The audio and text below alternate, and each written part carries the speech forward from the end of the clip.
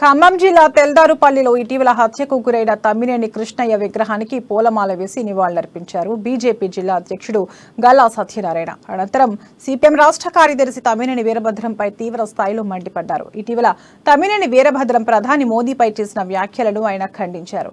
కమ్యూనిస్టులు తమ ఉనికిని కాపాడుకోవడం కోసం హత్య రాజకీయాలకు పాల్పడుతున్నారని ఆయన ఆరోపించారు.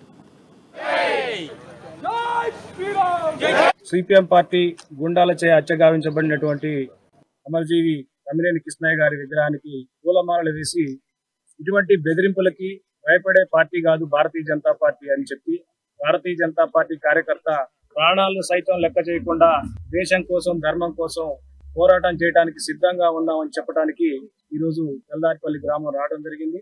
అదేవిధంగా ఈ హత్య రాజకీయాలతోటి సిపిఎం పార్టీ రాష్ట్ర కార్యదర్శి తమ్మినేని వీరభద్రం గారు కావచ్చు, ఇంకా చోటా మోటా నాయకులు కావచ్చు, వీరందరూ ఈ ఖమ్మం జిల్లాని ఎలా దోపిడీ చేశారో ఖమ్మం జిల్లా ప్రజలందరూ గమనించారు.